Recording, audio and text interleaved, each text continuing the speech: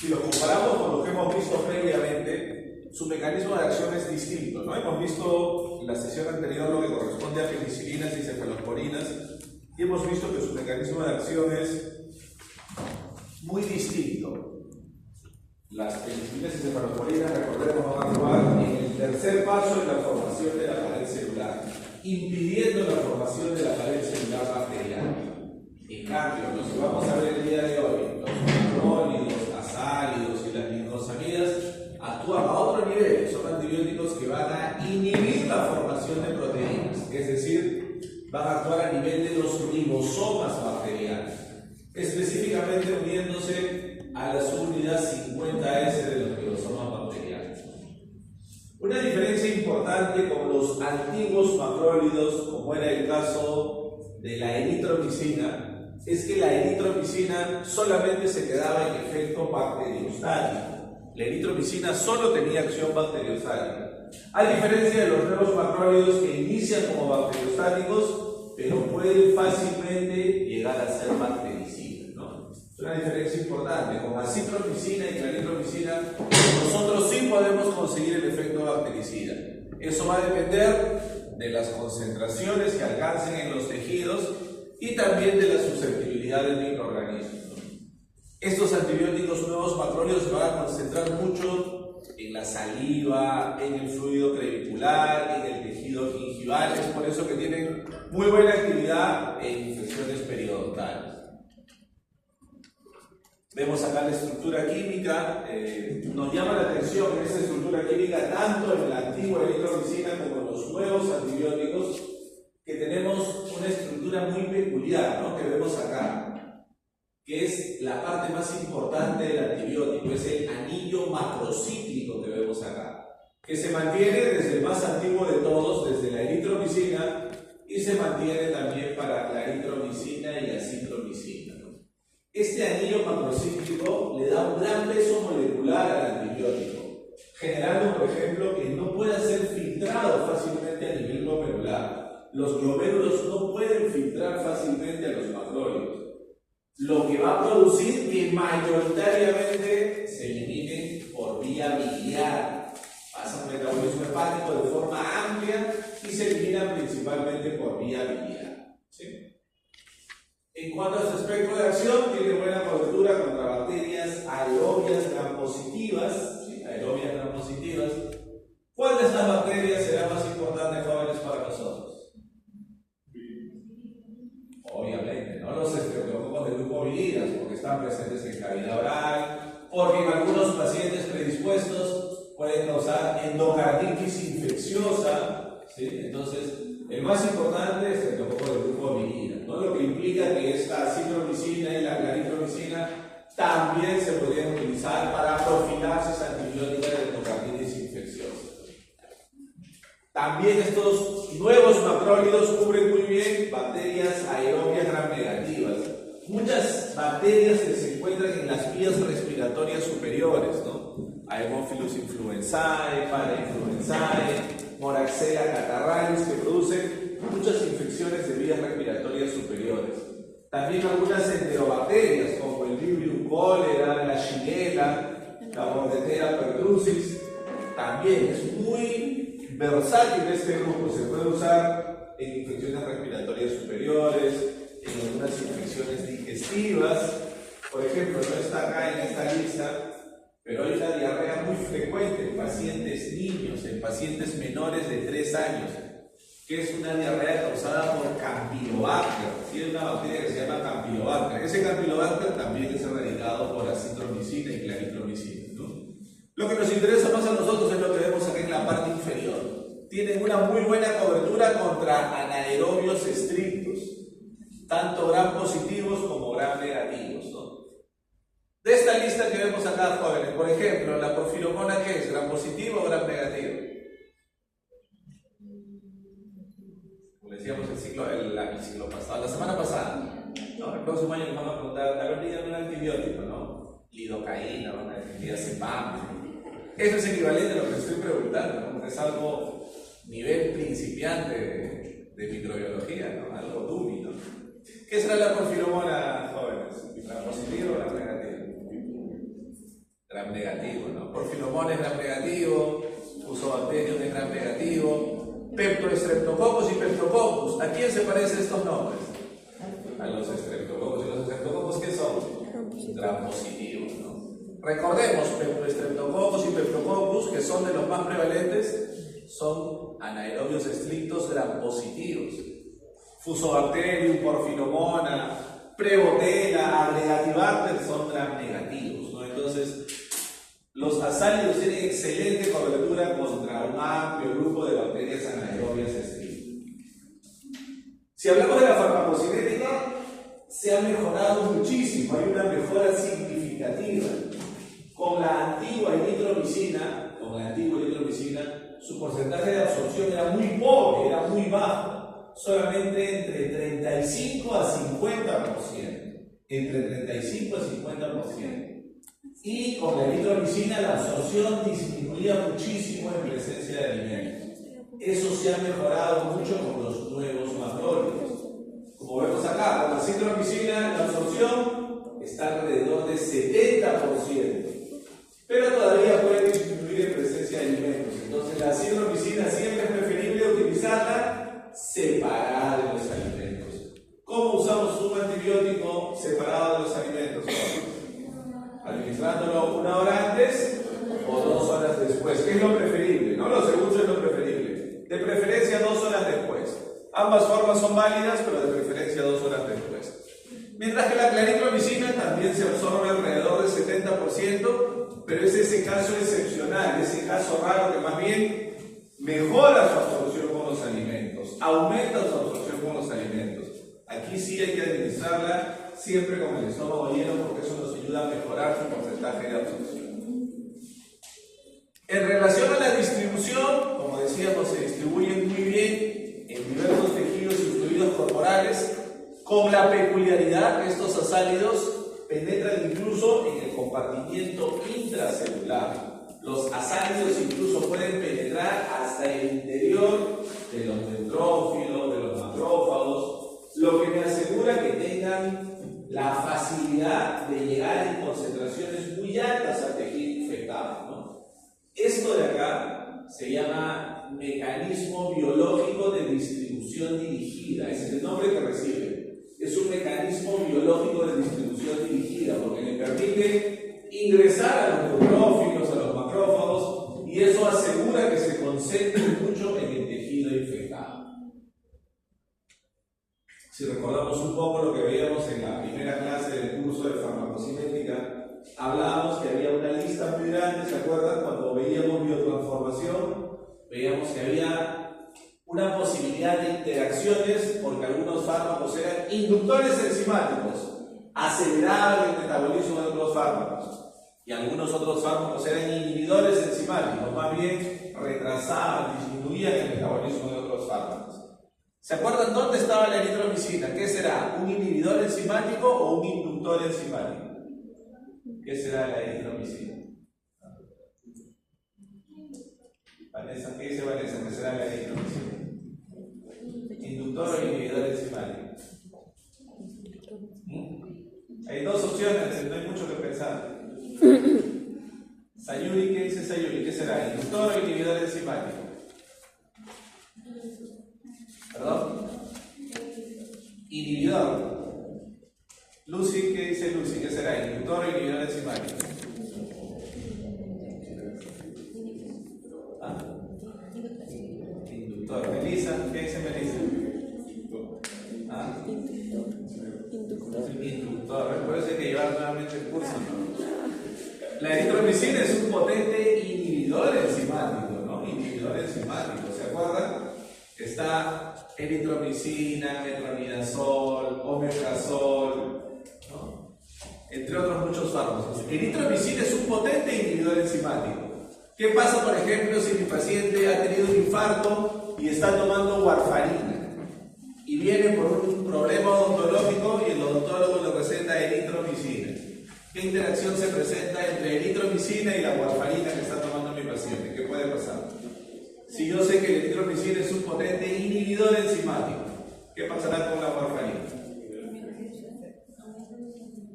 va a aumentar las concentraciones plasmáticas de la warfarina, que es un anticoagulante. Entonces, ¿qué podría pasar si se eleva mucho el efecto de un anticoagulante? Una hemorragia severa, el paciente se puede morir por una hemorragia severa. Entonces, la eritromicina tenía alto riesgo de interacciones debido a que es un potente inhibidor enzimático.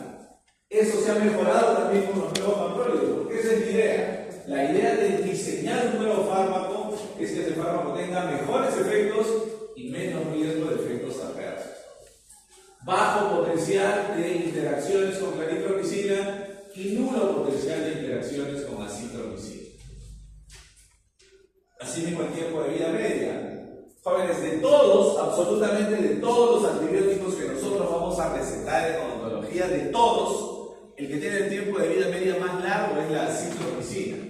Su tiempo de vida media es de 40 a 68 horas, muy prolongado. Si se dan cuenta, 40 a 68 horas es casi decir entre 2 a 3 días de tiempo de vida media, con una sola dosis.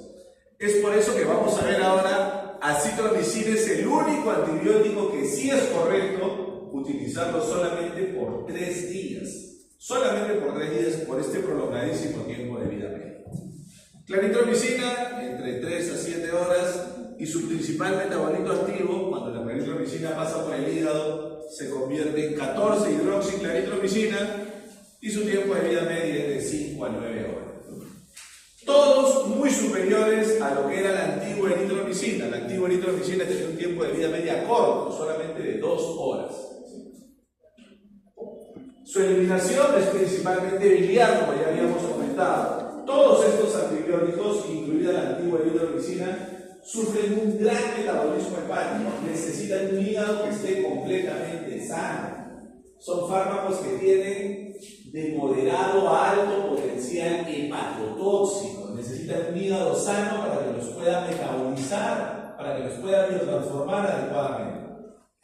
Y la mayor parte del fármaco se elimina por vía biliar, por ese ácido molecular que tiene. Pasan en el hígado por fase 1, fase 2 y luego se eliminan por vía biliar.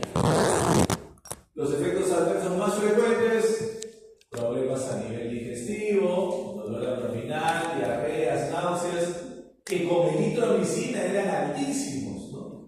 Con eritromicina, más del 30% de pacientes que recibían eritromicina presentaban problemas digestivos. Con claritromicina, esa posibilidad está entre 10 a 15%, y con acitromicina entre 5 a 10%. ¿No? Sin embargo, sigue siendo el efecto adverso predominante. Pueden causar, ya menos frecuente, menos de 1% de pacientes, cefalea y vértigo, y también erupciones cutáneas. En el caso de la acitromicina, el producto original es el que vemos aquí en la imagen, ¿no? El producto original es Citromax, del laboratorio Pfizer. La caja viene solamente 3 tabletas, por lo que comentábamos hace un momento. Por su tiempo de vida media largo, yo lo voy a utilizar una sola vez al día y solamente durante 3 días. Imagínense ustedes, si el tiempo de vida media con una sola dosis hemos visto de 40 a 68 horas. Si yo lo uso por 3 días de forma consecutiva, obviamente el fármaco se irá acumulando en el cuerpo, 3 días de forma consecutiva. Al usar 3 días de forma consecutiva, ¿cuántos días creen que durará el efecto de la acitromicina en el organismo del paciente? Usando solamente 3 días de forma consecutiva.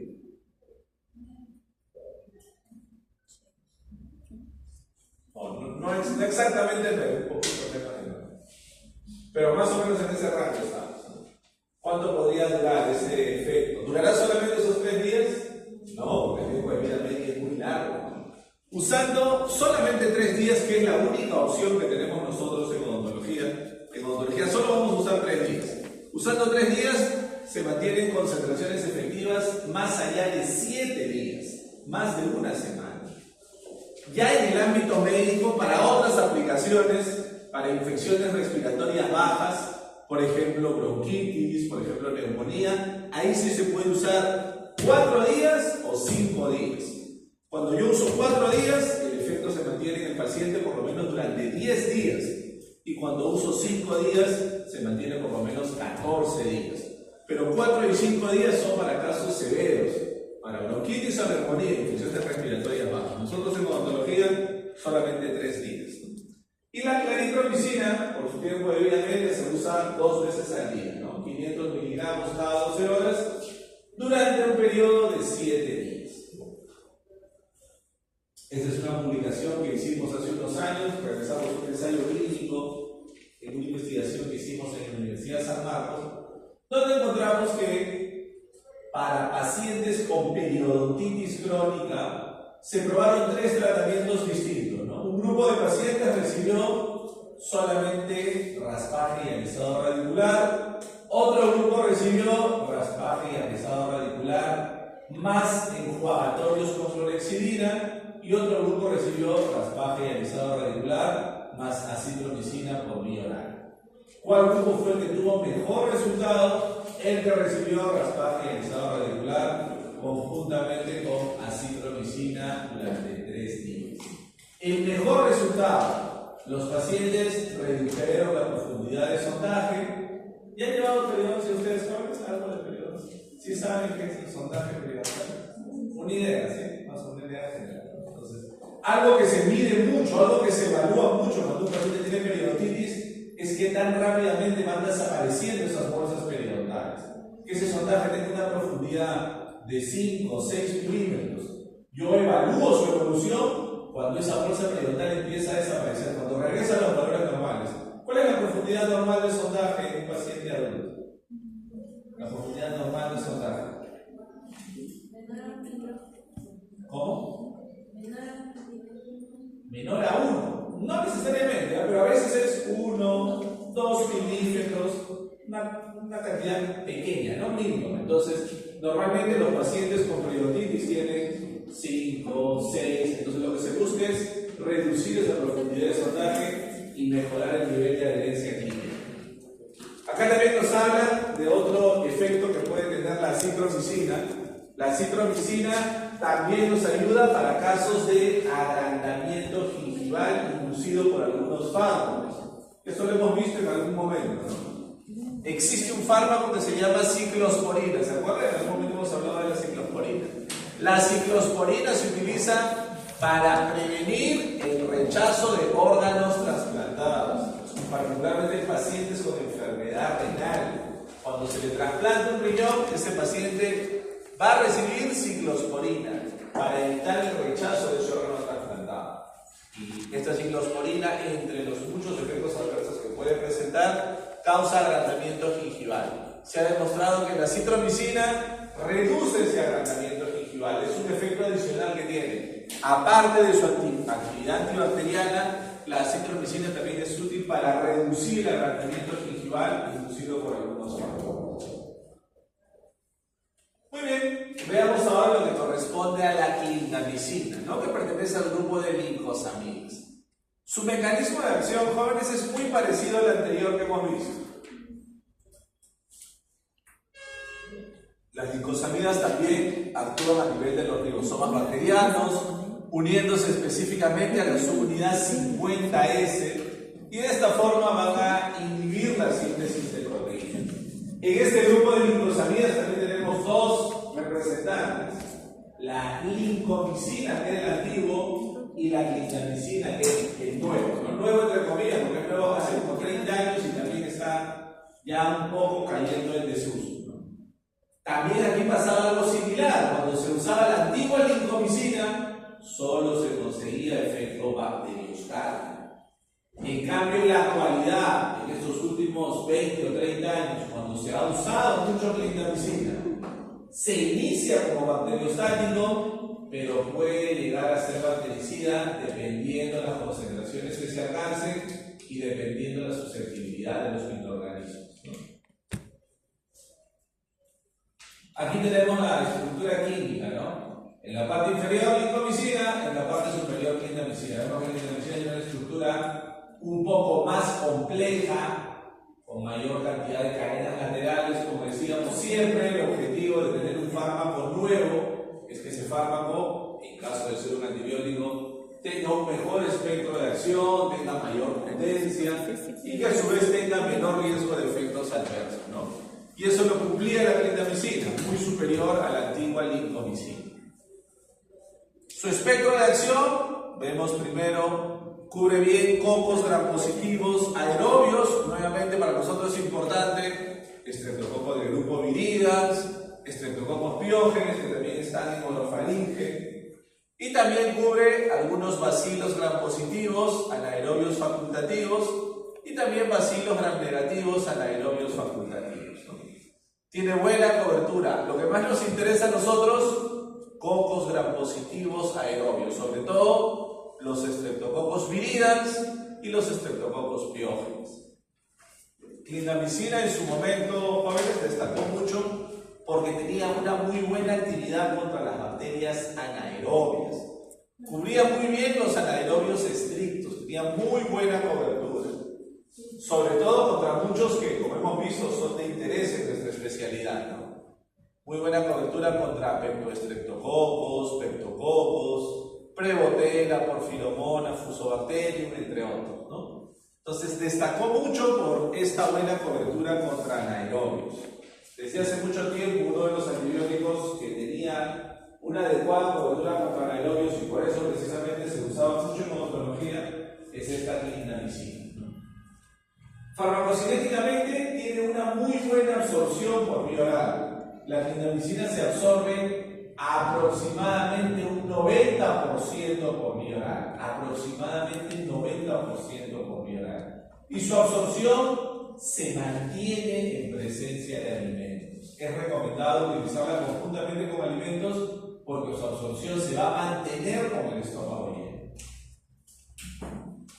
Asimismo, como les comentábamos, tiene una amplia y rápida distribución en diversos tejidos y fluidos corporales, destacando mucho su distribución en el tejido óseo. La clindamicina se destacaba también, así como mencionábamos su espectro, que tenía buena cobertura contra anaerobios, se destacaba también por tener buena penetración en el tejido óseo. No era la mejor, pero era, digamos, ahí en el top 10 de los fármacos que mejor penetran en el tejido óseo, ¿no? Incluso en el top 5 de los que mejor se distribuyen a este nivel. Tenía alta unión a proteínas plasmáticas, su metabolismo hepático también es bastante extenso. Ojo que estos dos grupos que estamos viendo hoy, los azálidos y las linfosamidas, tienen eso en común, ¿no? Requieren un hígado sano, un hígado que tenga muy buena actividad para que pueda metabolizar estos fármacos que tienen una estructura bastante compleja. Su tiempo de vida media de 2.4 a 3 horas. ¿Podemos aplicar acá la fórmula de cálculo de dosis, jóvenes? No, porque la fórmula es solamente para antibióticos que tienen tiempo de vida media menor o igual de 2 horas, ¿no? Aquí no se puede aplicar la fórmula. Ya se calcula por otros parámetros farmacocinéticos más complejos. Su eliminación aquí también es mayoritariamente biliar, aunque hay muchas similitudes, pero también algunas diferencias con los azálidos. Su eliminación es mayoritariamente biliar. Aproximadamente el 70% se elimina por vía biliar y solamente el 30% por vía renal. El nombre comercial original, jóvenes, es Dalacin C, que vemos acá. La presentación oral la tenemos en cápsulas de 300 miligramos. ¿Qué vamos a usar para un adulto? 300 miligramos cada 6 o cada 8 horas durante 5 a 7 días según la severidad de la infección. En este caso, no existe presentación pediátrica. En la mayoría de antibióticos que hemos visto previamente por vía oral, sí existe presentación pediátrica. Amoxicilina con ácido clavulánico, cefalexina, cefadroxilo, cefaclor, cefuroxima, cefixime, acitromicina, claritromicina, todos tienen presentación en suspensión. Clindamicina no, clindamicina solo tiene forma sólida para adultos. No existe suspensión de clindamicina. Existió en Perú y también en algunos países del mundo hasta inicios de este siglo, hasta el 2002, 2003, y luego fue retirada del mercado. ¿Sí? La presentación inyectable viene 600 miligramos en 4 mililitros, así se llega a leer ahí. 600 miligramos en 4 mililitros. 4 mililitros es una ampolla bastante grande.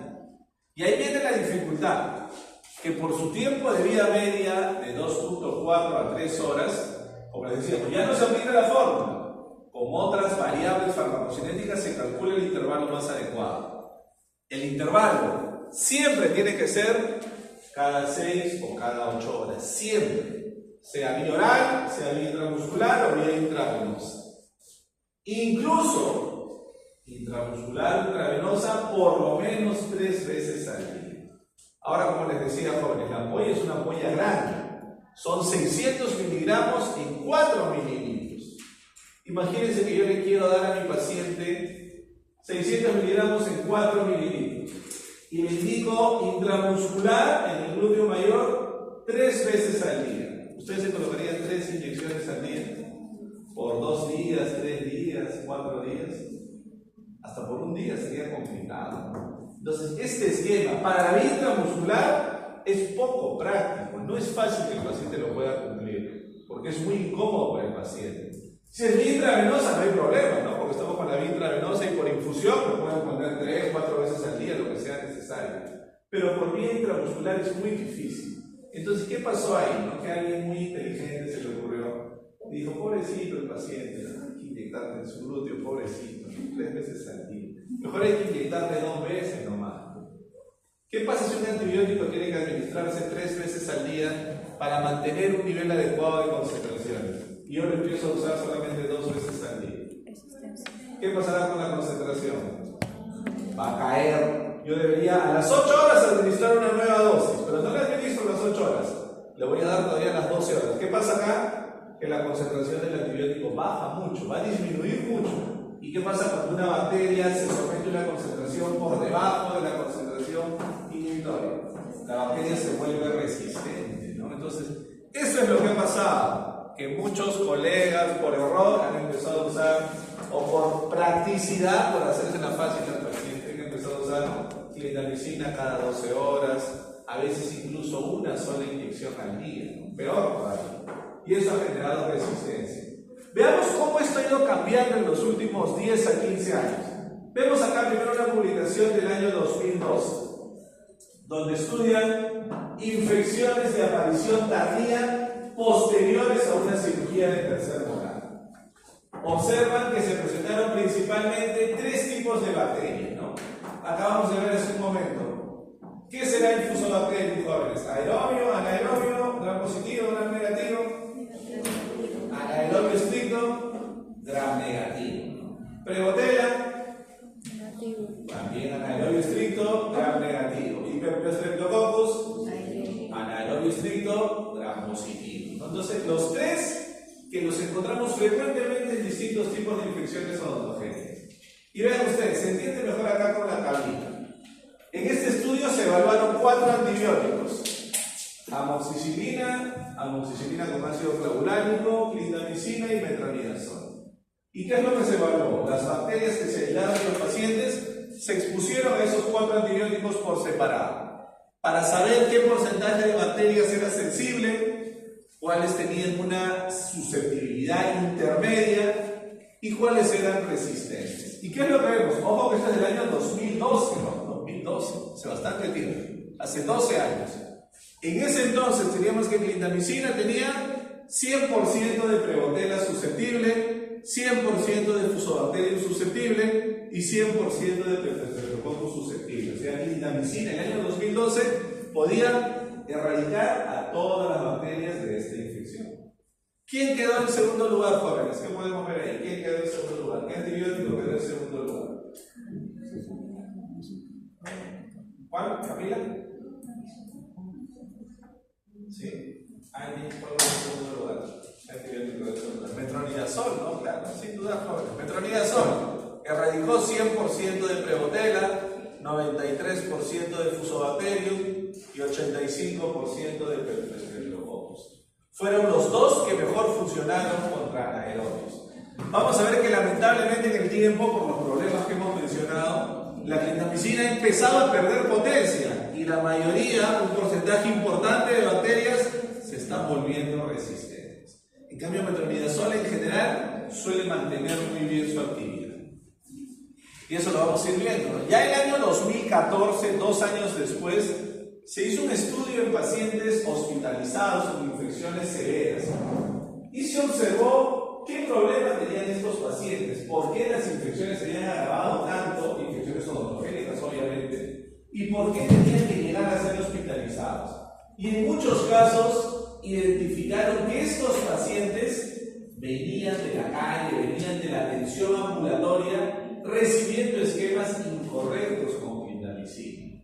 Muchos de ellos recibían clindamicina cada 12 horas, cada 24 horas, o a veces, para infecciones severas, recibían solo un antibiótico. Lo que sabemos que para casos de infecciones moderadas a severas hay que combinar siempre 2 antibióticos. Entonces, ya en el año 2014 me dicen que ese cambio en el tratamiento, esas modificaciones, donde usamos en un intervalo inadecuado, me sugieren el desarrollo de resistencia a la clindamicina. Vean ustedes esto más preocupante, ¿no? Año 2019. Este estudio es muy básico, pero muy demostrativo. ¿Qué se hizo en este estudio?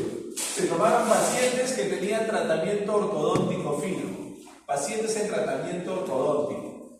¿Y qué se hizo con estos pacientes? Se tomó una muestra de los brackets, ¿no? Una muestra en la cual nosotros, ustedes saben, ¿algunos de ustedes tienen brackets ahora jóvenes? No. ¿Sí? ¿Cuál tiene? ¿Alguien más? ¿Alguien más ha tenido? Es fácil, señor, cepillarnos y sacar absolutamente todos los restos de biopelícula. Es muy difícil, ¿no? Por más que uno sea muy cuidadoso, por más que uno sea muy escrupuloso con la limpieza, es muy difícil poder cepillarse, sus enjuagatorios, que cepillo interproximal.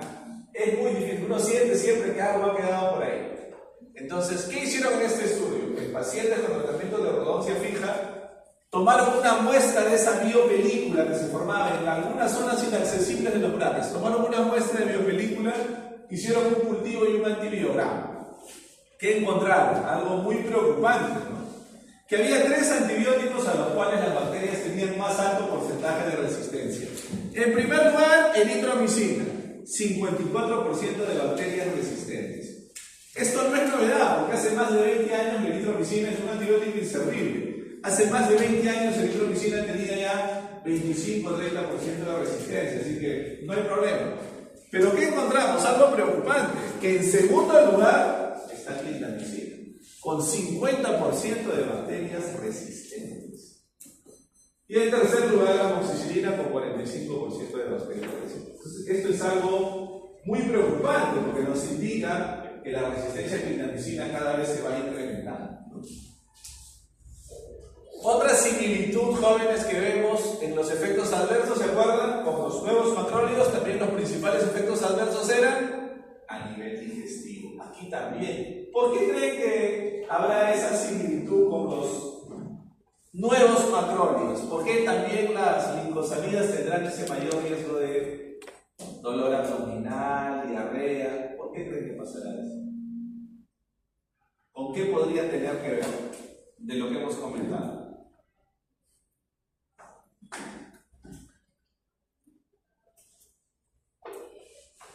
Usualmente los reportes me dicen que de los pacientes que reciben clindamicina por vía oral, entre 15 a 20% va a tener dolor abdominal, diarrea. ¿Con qué creen que podría tener que ver eso? De lo que hemos visto. ¿Tendrá que ver con el tiempo de vida media, con su absorción, con su estructura química? ¿Se acuerdan que decíamos de la estructura química, tanto en los macrólidos y también un poco de las glicosamías?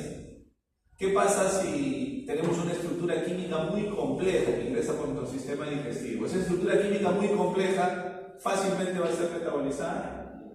Una estructura química tan compleja muchas veces es difícil de metabolizar, difícil de procesar por el organismo. Y eso genera este mayor riesgo de diarrea y problemas a nivel digestivo, que es el principal efecto adverso para la clindamicina. Entonces, como les decía, entre 15 a 20% de pacientes que toman clindamicina oral presentan diarrea. Pero no es exclusivo de la vía oral, ojo.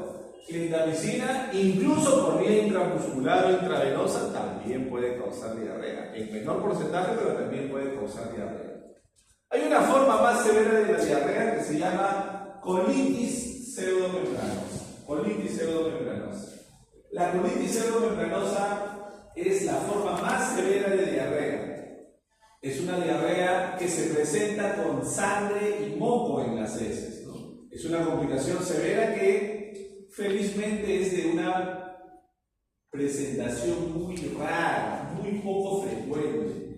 La colitis pseudomembranosa normalmente se presenta de 1 en 1000 a 1 en 10.000 pacientes. De 1 en 1000 a 1 en 10.000. Entonces, igual hay que tener cuidado. ¿Cómo diferencio yo una diarrea convencional de una colitis pseudomembranosa? Porque en la colitis pseudomembranosa hay mayor sintomatología sistémica, suele haber fiebre, dolor abdominal intenso, pero sobre todo con la presencia de sangre y moco en las heces, ¿no? Entonces, eso implica, si se presentara la colitis pseudomembranosa, que el tratamiento se debe suspender inmediatamente, retirar la clindamicina, administrar rehidratación por vía oral y administrar un antibiótico que erradique a la bacteria que está produciendo esta colitis pseudomembranosa. Reacciones adversas menos frecuentes, reacciones alérgicas y problemas a nivel de la médula ósea, pero que tienen una incidencia menor del 1%. Muy bien, jóvenes, hemos terminado entonces esos dos temas.